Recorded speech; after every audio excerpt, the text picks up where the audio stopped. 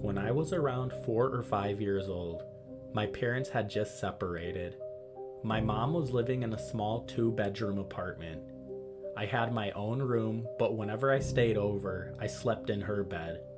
Our bedrooms were at the end of the hallway, right across from each other. It was summertime, and since the apartments were on the first floor, my mom had the window open in her room to let in some fresh air.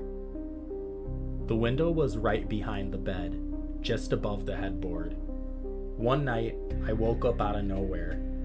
I sat up and noticed our cat sitting in the doorway of my mom's bedroom. It was odd because he always slept in the bed with us.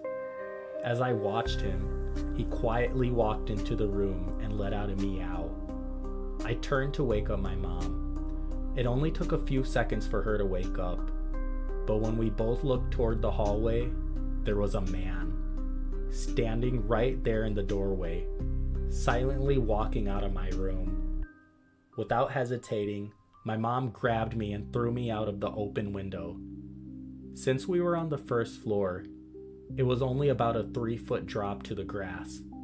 She jumped right out after me. We both started screaming for help, and thankfully someone nearby called 911. When the police arrived, they didn't find any signs of forced entry. The only strange thing was that the front door was unlocked. My mom was absolutely certain that she had locked it, even using the deadbolt and chain. But there it was, wide open. About a week later, my mom was cleaning the apartment and opened the water heater closet. Inside, she found a notebook with names and drawings, along with a pair of gloves and some gum wrappers.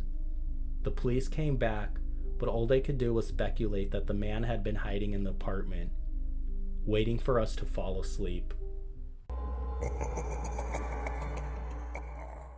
When I was 12, my family moved into what seemed like the perfect neighborhood.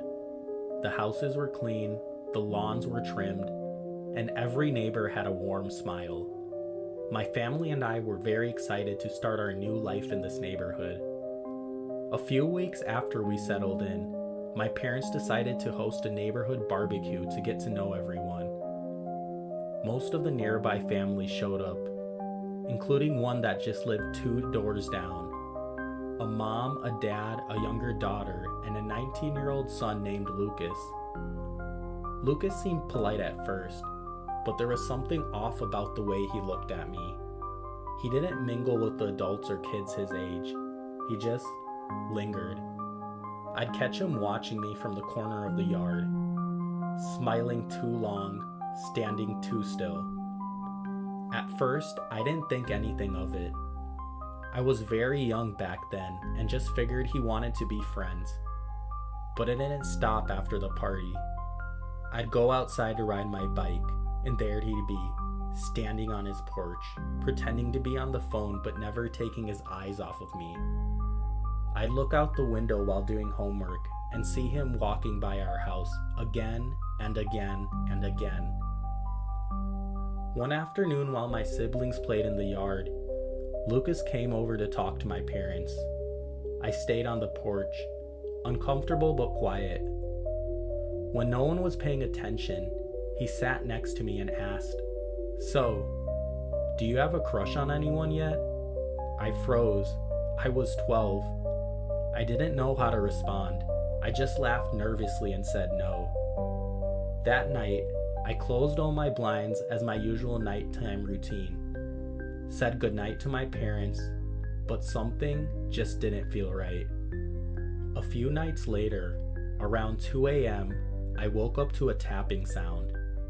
At first, I thought it was part of a dream. Then came the scratching, soft, slow, deliberate. My heart dropped. I sat up, staring at the window above my bed. I couldn't see anything in the dark, but I knew someone was there. Then came the whisper, "Hey." I saw your light on, and it was Lucas. The moment I saw his face, I let out the loudest scream that I possibly could. I was terrified for my life. My parents were in my room within half a second. My dad was about to tear Lucas apart. Luckily, my mom was there to hold him back. The cops were called at that moment, and Lucas's parents were notified. We put up security cameras the next day, and Lucas, he never came near our house again. But sometimes, even now, I still feel like I'm being watched. This is a terrifying true story I experienced when I was 12 years old. After my parents split, I moved in with my dad. I didn't know anyone in the area except for a family he was close with. Friends with a single mom and her 3 kids. One of the daughters, Rachel, was a couple of years older than me. And over time, we became part of the same friend group. We weren't super close, but we knew each other very well. One night, our mutual friend Rob was hanging out at the house with her and her little brother. Their mom was working late that night, so the 3 of them were home alone. Here's where things take a very dark turn. The mom had been helping a woman through her job, someone who, it turns out, had a sister recently released from the psych ward. Through their conversations, that sister had learned where the family lived and what their routine was like. That night, the kids heard a knock at the door. Thinking it was their mom, who always knocked a certain way, my friend opened it without hesitation.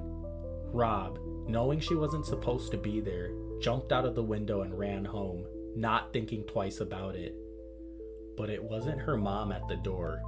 It was the woman's sister, who had recently been released from the psych ward.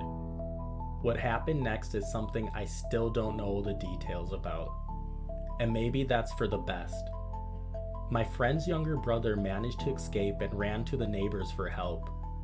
Rachel, on the other hand, was unfortunately left alone at the house with this woman. Rob, being the oldest and most sound-minded, called the police. But by the time they arrived, something truly awful had happened. A week before Christmas, Rachel's life was tragically taken inside her own home by their mother's own patient sister. The scene was so disturbing that the investigators had difficulty even describing it. I wasn't allowed to attend her funeral, and to this day, I still think about her.